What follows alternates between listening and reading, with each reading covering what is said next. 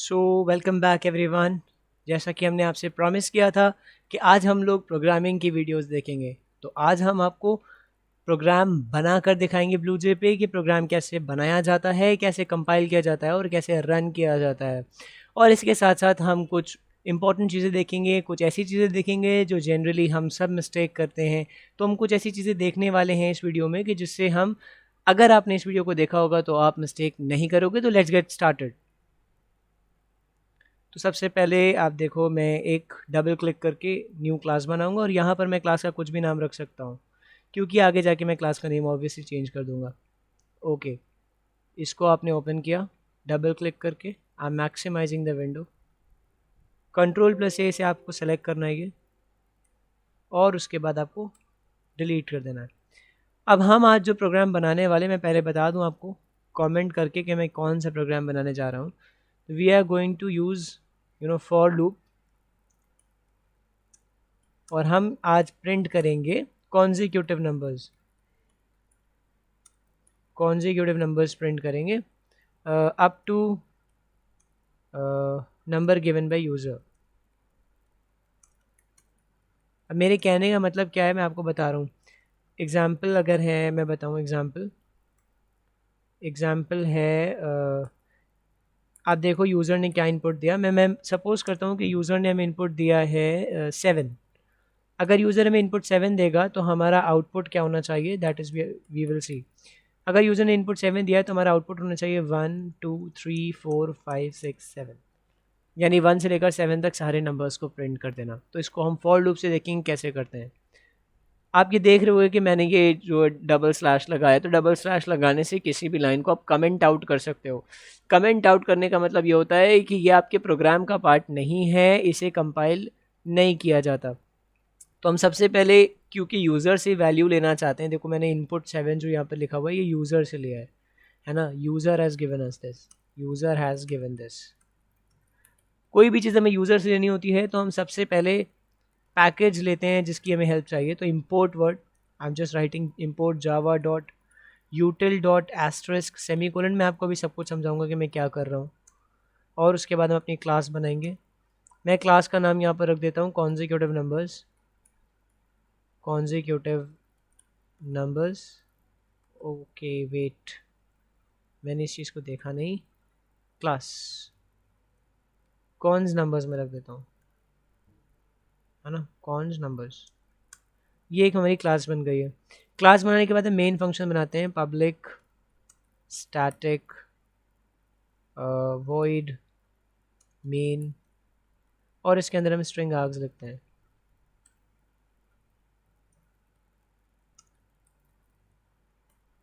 ये हो जाने के बाद आप इसका भी एक ब्लॉक बनाओगे। देख रहे हो ब्लॉक, मैंने आपको उस दिन बताया था कि कर्ली ब्रेसेस में एक ब्लॉक बनाते, तो आपको दो ब्लॉक दिख रहे होंगे, ग्रीन और एक येलो ब्लॉक।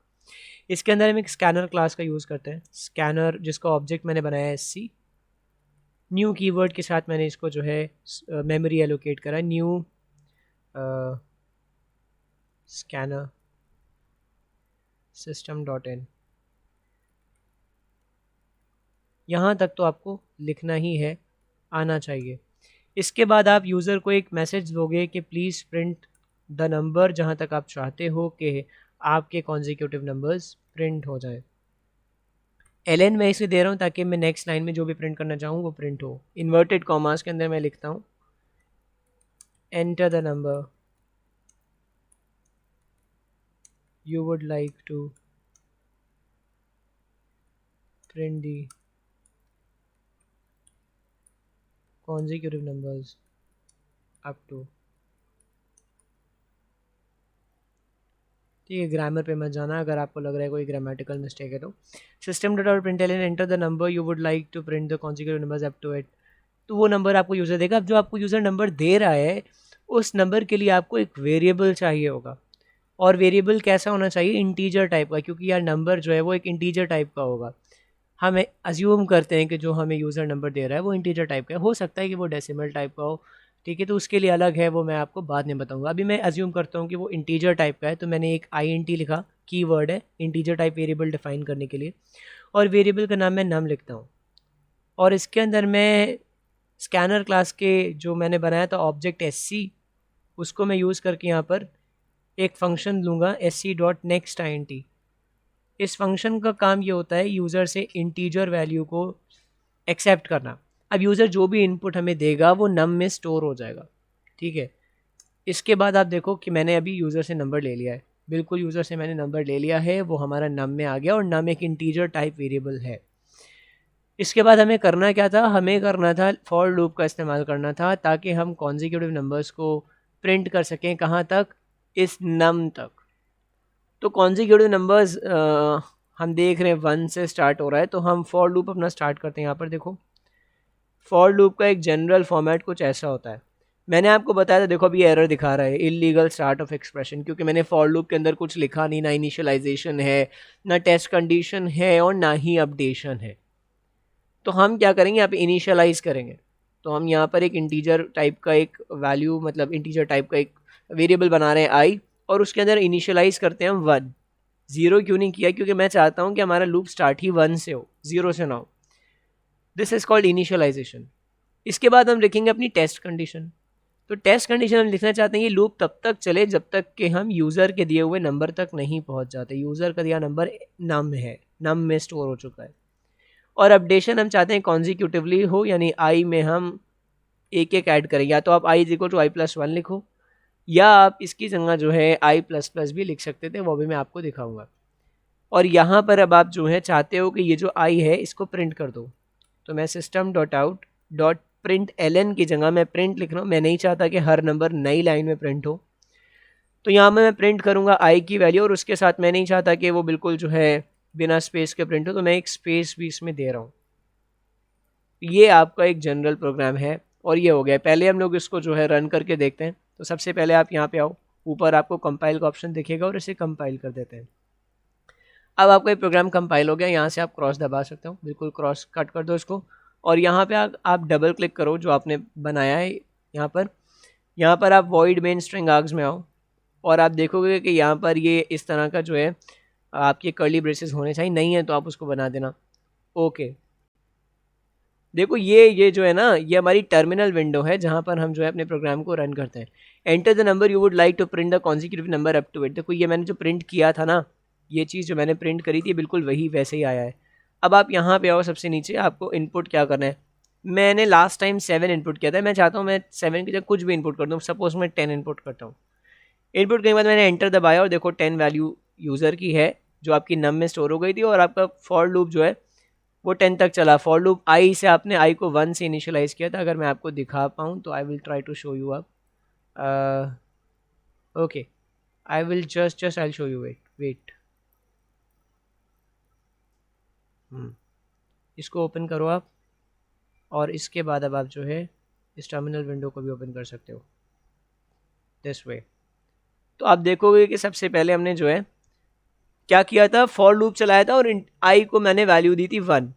तो जब मैं आई को वैल्यू 1 दे रहा हूँ तो ये क्या हुआ इसने, मैं आपको यहाँ पर आपको रन करके ही दिखा देता हूँ what will happen. Actually I की वैल्यू 1 है और आई नम में, नम का मतलब क्या है मैं यहाँ पे बता देता हूँ। नम में वैल्यू क्या है, मैंने नम में वैल्यू 10 दी है, ठीक है। और आई इस बार क्या है, मैं आई की भी वैल्यू लिखता हूँ। इस बार आई 1 है। अभी आई 1 है तो क्या 1 10 से छोटा है? तो बिल्कुल ये बात सही है, 1 is less than 10, I is less than equal to num. ये ट्रू है। ट्रू होने की वजह से ये जो कंट्रोल है ये इसके अंदर आ गया, और यहाँ से आने के बाद इसने इस स्टेटमेंट को एग्जीक्यूट किया। इस स्टेटमेंट में लिखा क्या है, देखो बेटा, इस स्टेटमेंट लिखा है कि आपको प्रिंट करना है आई की वैल्यू अभी 1 है, तो उसने 1 प्रिंट किया, और आपको एक स्पेस प्रिंट करना है तो इसने एक स्पेस प्रिंट किया। प्रिंट करने के बाद देखो ये यहाँ पर गया अपडेशन पे।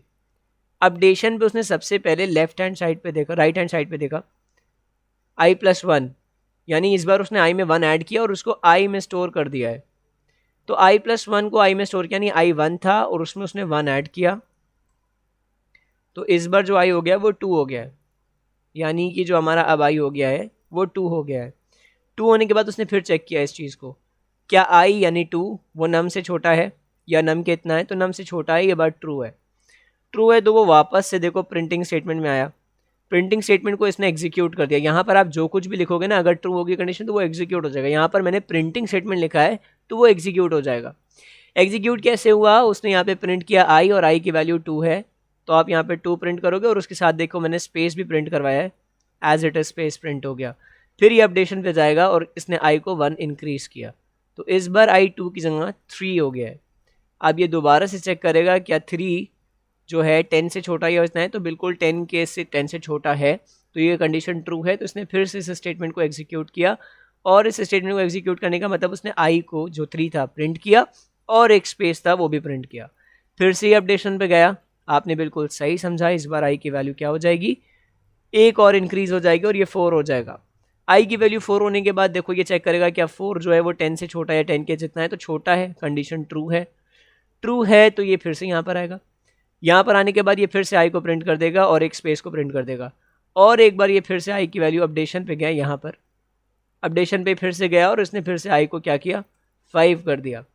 अब आई को इसने जब 5 किया तो ये फिर चेक करेगा क्या 5 हमारा जो है लेस देन इक्वल टू 10 है, क्योंकि नम की वैल्यू 10 है अभी भी है, तो yes 5 less than equal to 10 होता है, ट्रू कंडीशन है। तो यहाँ पर आएगा, फिर प्रिंट कर देगा ये आई को, आई की वैल्यू 5 थी और एक स्पेस प्रिंट करेगा। फिर से ये अपडेशन पे जाएगा, अपडेशन पे जाने के बाद ये आई को इस बार फिर इंक्रीज करेगा और आई की वैल्यू हो जाएगी 6। 6 होने के बाद ये फिर चेक करेगा क्या 6 हमारा नम के जितना या नम से छोटा है, तो यार 6 जो हमारा है ये नम से छोटा है, 10 से छोटा है, तो ये कंडीशन ट्रू हो जाएगी और ये फिर से 6 को और एक स्पेस को प्रिंट करेगा। आई की वैल्यू 6 थी, उसको प्रिंट किया और एक स्पेस प्रिंट किया। फिर से अपडेशन पे गया और इस बार इसने आई की वैल्यू फिर 1 से इंक्रीज करी और इस बार आई की वैल्यू 7 हो गई है। चेक करेगा क्या 7 10 से छोटा या उसके इतना है, तो 10 छोटा है, मतलब 7 10 से छोटा है, ट्रू कंडीशन है।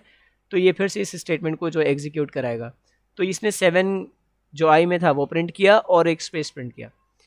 फिर ये अपडेशन पे गया और इसने इसको अपडेट किया आई की वैल्यू में 1 ऐड करके, 7 में जब 8 हो गया। अब ये 8 होने के बाद इसने फिर चेक करेगा क्या 8 हमारा नम के जितना या नम से छोटा है, तो नम से छोटा है, ये वैलिड है, कंडीशन ट्रू है। तो ये फिर से इस स्टेटमेंट को जो है एग्जीक्यूट कर देगा। इस स्टेटमेंट में उसने आई की वैल्यू प्रिंट कराई और स्पेस दिया है, आई की वैल्यू 8 है, इस बार प्रिंट हो गई, स्पेस भी प्रिंट हो गया।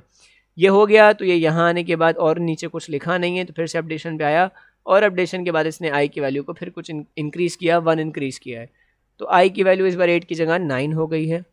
चेक करेगा क्या 9 जो है वो 10 से छोटा या 10 के जितना है, तो 9 10 से छोटा होता है।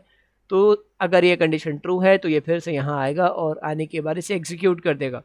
एग्जीक्यूट किया तो उसने फिर आई को प्रिंट करा और एक स्पेस प्रिंट किया, आई में वैल्यू 9 है, इस बार वो प्रिंट किया और एक स्पेस प्रिंट किया, और उसके बाद ये फिर से जो है अपडेशन पे गया और इसने 9 को 10 कर दिया, 1 इंक्रीज़ किया। अब 10 करने के बाद बेटा इसने क्या किया, 10 को चेक किया क्या 10 10 से छोटा या उतना है, तो यह 10 से छोटा तो नहीं है, लेकिन 10 10 के जितना ज़रूर होता है, ये इक्वल टू साइन की वजह से। तो ये कंडीशन ट्रू हुई। ट्रू होने के बाद वो वापस से जो है इस पर आएगा और इसे एग्जीक्यूट कर देगा, क्योंकि कंडीशन ट्रू है। ट्रू है तो इसने यहाँ पर system dot out dot print I और आई के साथ एक स्पेस प्रिंट किया है, तो आई में वैल्यू इस बार देखो ऊपर 10 है और 10 के साथ एक स्पेस प्रिंट किया और दोबारा से अपडेशन पर आया। अपडेट करने के बाद इसने आई की वैल्यू को एक और बढ़ाया और आई की वैल्यू 11 कर दी। अब चेक करेगा क्या 11 10 से छोटा है, क्योंकि नम में वैल्यू 10 है, क्या 11 10 से छोटा या 10 के जितना है, तो बिल्कुल नहीं है, कंडीशन फॉल्स है, 11 बड़ा है। ये कंडीशन फॉल्स है तो ये स्टेटमेंट अब एग्जीक्यूट नहीं होगा, बल्कि आपका कंट्रोल यहाँ आ जाएगा लूप के बाहर, और यहाँ कुछ नहीं लिखा है, मेन फंक्शन क्लोज हुआ और यहाँ क्लास क्लोज हुआ है, आपका प्रोग्राम टर्मिनेट यानी ख़त्म हो जाएगा। तो आप देख रहे हो कि आउटपुट ये कुछ इस तरह का दिखेगा, आपको एक स्पेस भी होगा आउटपुट में, 1 2 3 4 5 6 7 8 9 10 एंड स्पेस। सेम आउटपुट आपको यहाँ पे टर्मिनल विंडो पे देखने को मिला था, आप देख सकते हो। ये आपने 10 दिया था जब वैल्यू, तो 10 तक की आपका एक लूप चला था। ये देखो एक स्पेस भी है, देख रहे हो ये space, this space is there, तो क्योंकि मैंने आई के बाद एक स्पेस भी प्रिंट करा है। तो आपको ये चीज़ समझ में आ रही होगी कि फॉर लूप की वर्किंग कैसे होती है। अब यहाँ पर आपको एक बहुत ख़ास बात जो मैं बताने वाला हूँ वो ये है कि जैसे मैंने ये अपडेशन में लिखा है I is equal to I plus 1, या तो आप ये लिखो या आप ये भी लिख सकते हो आई प्लस प्लस। इस दोनों का मतलब सेम ही होता है। आई प्लस प्लस का मतलब जो होता है ना, अब मैं थोड़ी देर के लिए इस चीज़ को इरेज करता हूँ, मैं लिखता हूँ आई प्लस प्लस जो है मीन्स, इसका मतलब होता है that I equal to I plus 1। इसको मैं इंक्रीमेंट ऑपरेटर भी कहता हूँ। I plus plus is called as increment operator, increment operator. इसको हम यूनरी ऑपरेटर भी कहते हैं, यूनरी ऑपरेटर। अब ये यूनरी ऑपरेटर क्या होता है, यूनरी का मतलब होता है कि इसको सिर्फ एक ही नंबर या एक ही वेरिएबल चाहिए जिसके ऊपर ये परफॉर्म करे। जैसे कि अगर आप प्लस का साइन लिखोगे तो आप लिखोगे 1 + 2, तो आप देखो आपने दो चीज़ें दी हैं, एक 1 दिया है इसको और एक 2 दिया है, दो चीज़ें चाहिए थी, तो ये बाइनरी ऑपरेटर था प्लस का sign, this operator was binary. इसके ऊपर जब हम आएंगे बेसिक्स पे, अगर आप मुझसे बोलोगे तो मैं बेसिक्स पढ़ा दूंगा। लेकिन ये यूनरी ऑपरेटर क्यों है, क्योंकि मैं यहाँ पे खाली 1 लिखूंगा या आई लिखूंगा और उसमें सिर्फ प्लस करूँ, इसको सिर्फ आई की ज़रूरत है, एक ही चीज़ की ज़रूरत है, ये इसीलिए यूनरी है, यानी एक ही चीज़ की ज़रूरत है। ओके, तो यूनरी ऑपरेटर भी कहते हैं, और इंक्रीमेंट इसलिए कहते हैं क्योंकि ये 1 1 से इंक्रीज करता चला जाता है, तो it is called as increment operator, it is also a unary operator. यहाँ तक आपको समझ में आ गया होगा। ऑल्सो आपको मुझे एक इंपॉर्टेंट बात बताई थी, बच्चों को बहुत कन्फ्यूजन होता है कि क्या क्लास नेम में अंडरस्कोर्स अलाउड हैं या नहीं है।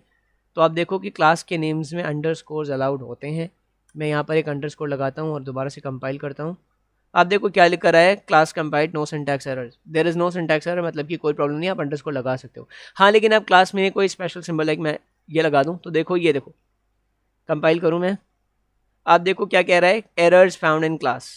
तो क्लास नेम में आप कोई स्पेशल सिंबल यूज़ नहीं कर सकते हो, लेकिन अंडरस्कोर आप यूज़ कर सकते हो, लेकिन अंडरस्कोर आप यूज़ कर सकते हो। देखो अगर मैं यहाँ डैश लगा दूँ अंडरस्कोर की जगह, तो देखो क्या कहेगा, ये फिर से वही कहने वाला है कि there is an error in the class. तो हम अंडरस्कोर यूज़ कर सकते हैं, लेकिन आप किसी स्पेशल सिंबल को यूज़ नहीं कर सकते। नंबर्स का क्या है, लेट अस सी। नंबर्स अगर मैं यहाँ 1 लगा दूँ, सॉरी, अगर मैं यहाँ पर 1 लिख दूँ, तो देखो देयर इज़ नो प्रॉब्लम, आप नंबर्स लिख सकते हो, लेकिन नंबर से आप स्टार्ट नहीं कर सकते हो क्लास के नेम को।